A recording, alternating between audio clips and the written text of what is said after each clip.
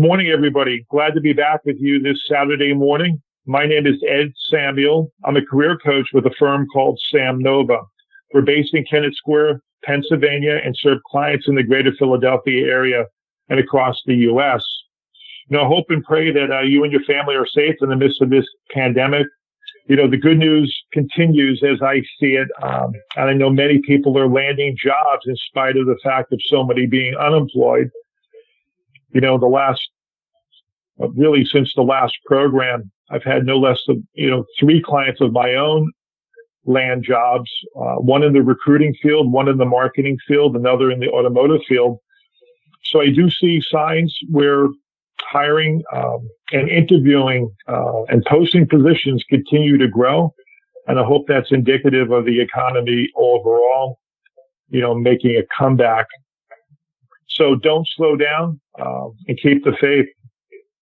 Since talking to you last, I was blessed to be a keynote speaker for Wharton University alumni from across the country on the topic of networking and your job search in the midst of COVID-19.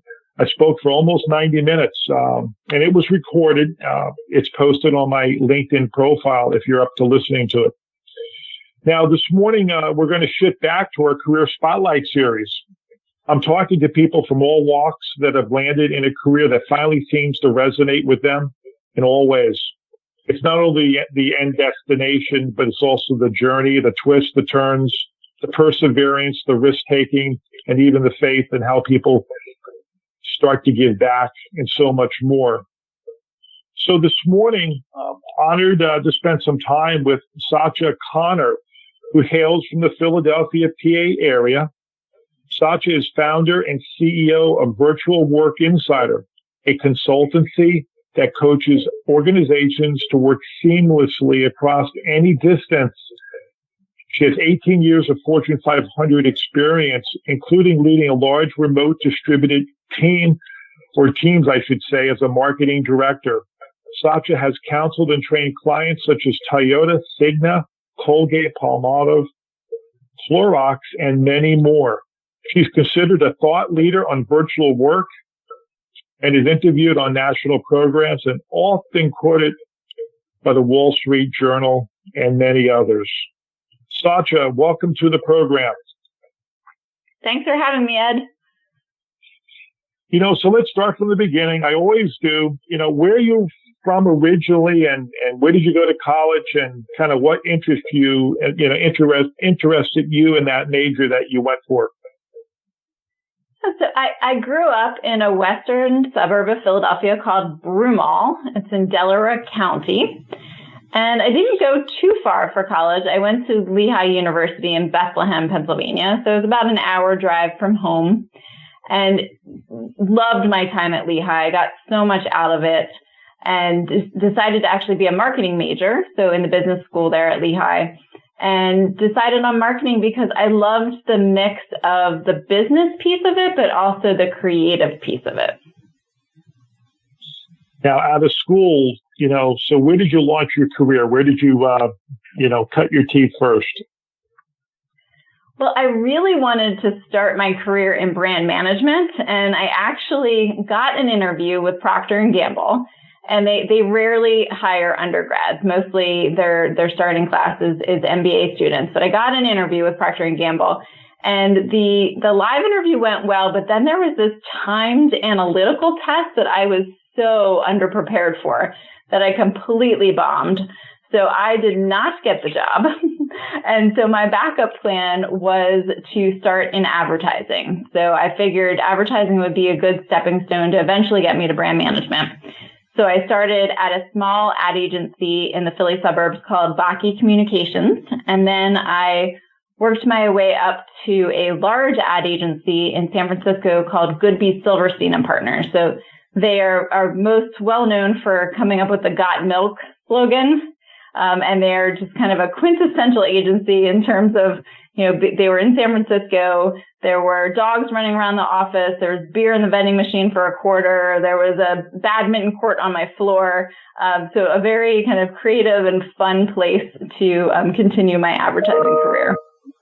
Wow. So that's interesting. So you were in advertising early on. And then you made this shift to a big Fortune 500 company called Clorox. So tell us about that shift and what did you do for them early on? Well, while I loved advertising, I knew it was just kind of one part and one piece of marketing. And as I mentioned before, I wanted to get into brand management. And the Clorox company is headquartered in Oakland, California, so right over the bay from San Francisco.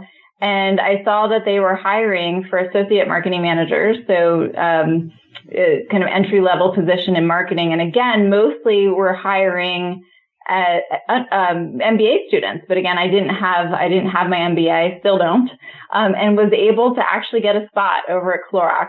And when I moved over to Clorox, I felt like I kind of found my people.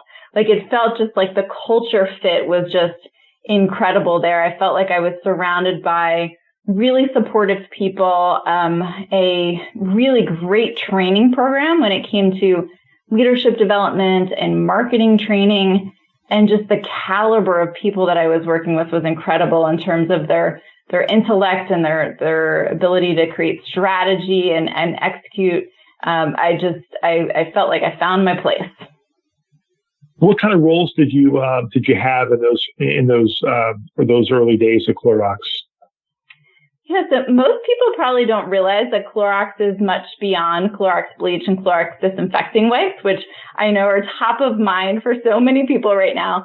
But they have a bunch of different brands. So I actually started my career at Clorox working on their food businesses. So Casey Masterpiece barbecue sauce and Hidden Valley Ranch dressing. I was working in marketing for those two businesses.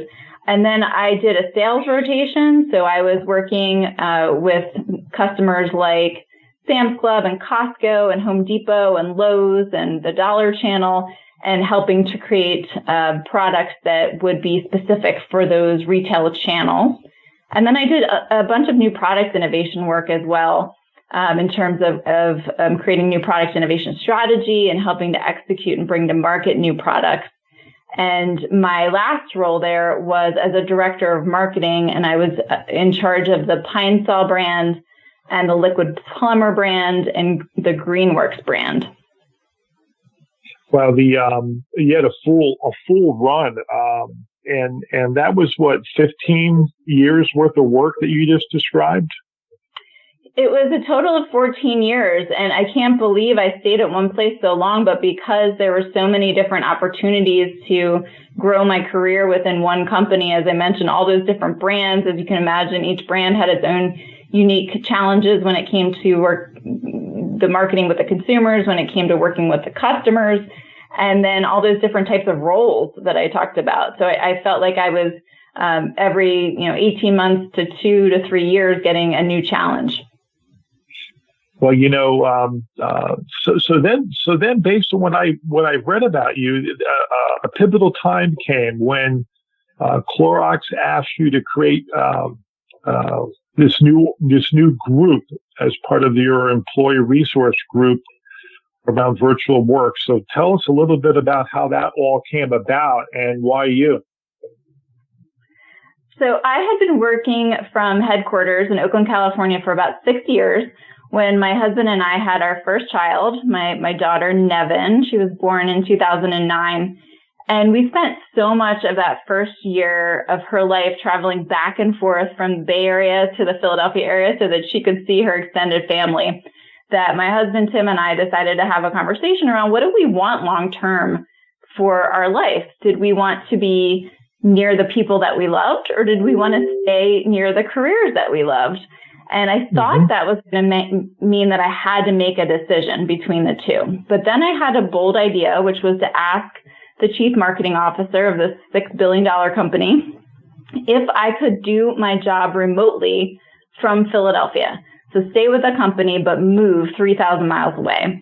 And in 2010, that was kind of unheard of at the time in terms of not having a job like I did. So at the time I was leading a large new product innovation team, and unheard of to do that and not be at headquarters. But he knew me well, and he said, all right, you can be an experiment for us. Let's see what you can do from Philadelphia. But while it was good in that he allowed me that chance to experiment, it also came with some caveats. So what originally, back in 2010, I was told was, you can keep the role that you have, but you'll never get promoted. You will never get to work on certain businesses, and you're going to move from a high potential employee to a low potential employee, not because your skills have changed, but because potential is linked to promotability, which is linked to location.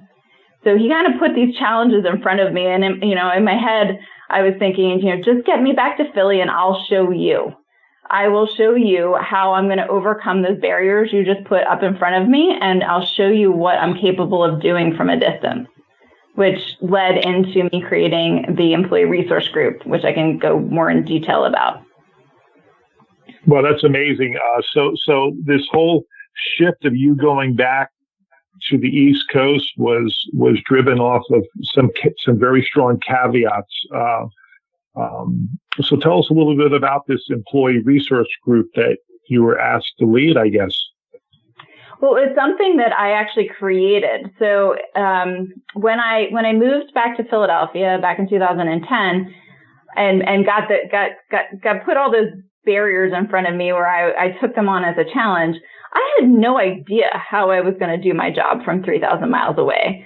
And again, back in 2010, a lot of the technology that exists today did not exist or was just new and up and coming.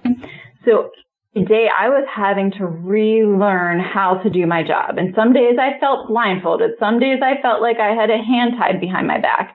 And I started to find other pockets of people in the organization who were working fully remotely, maybe in a sales role or a different function. And informally, we started to get together and share tips and tricks with each other. How are you handling this kind of meeting remotely when you can't be there with the majority of the team, for example? Or how are you managing a direct report when you're not sitting in the same office as them?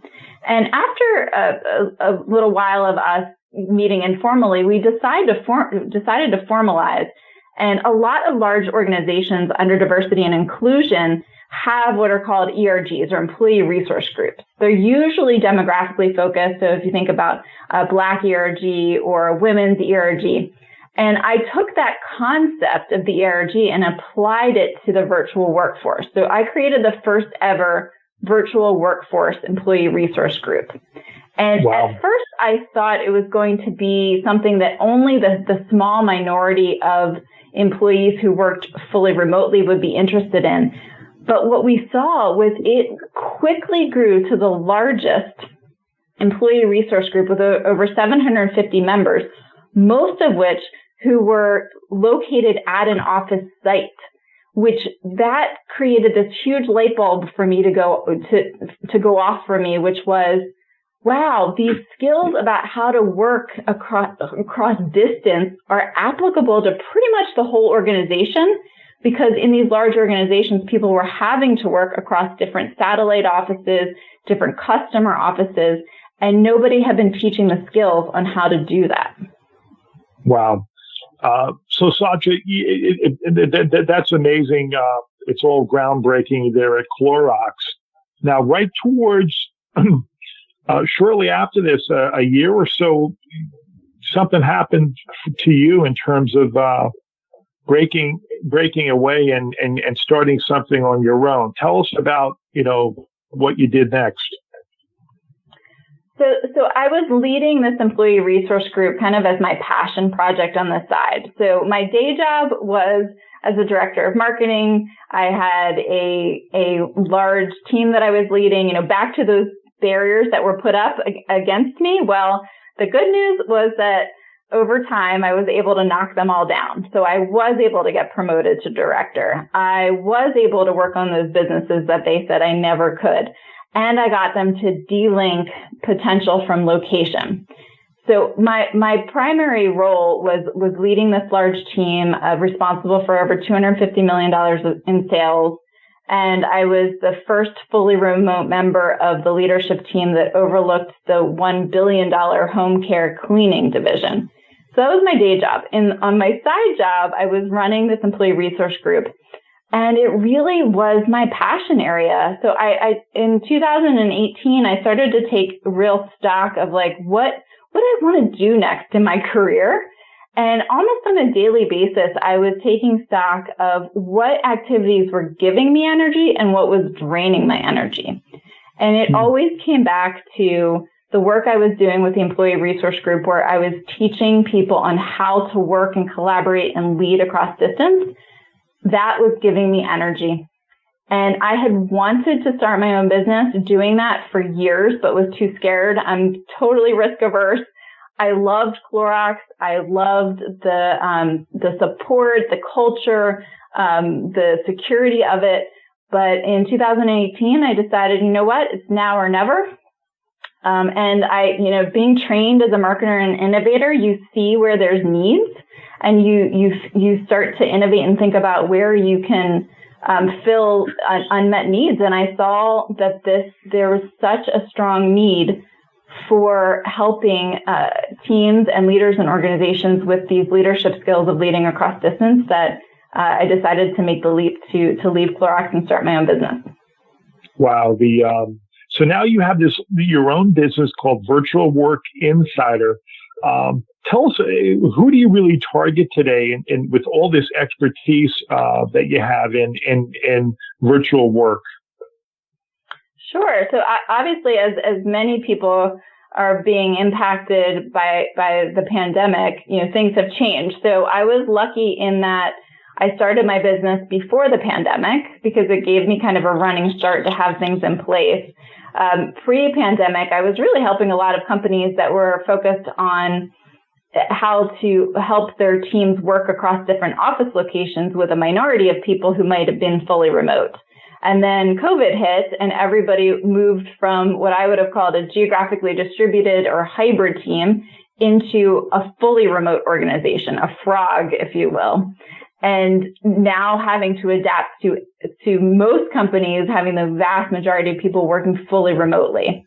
So where I am right now is really helping those people in that transition to sudden and rapid remote work, and helping them to transition to the new ways of working, the new ways to lead, collaborate, communicate across that distance for now, during the pandemic, while they're fully remote. And those skills are going to continue to be important even after the pandemic, because you're still going to have these kind of hybrid teams where you have maybe some people going back into the office and some people staying fully remote.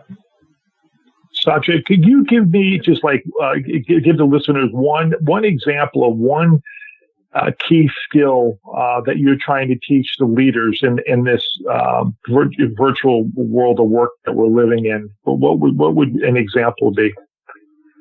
Sure. So to give you just a little context, I have clients that are across industries, across functions within companies.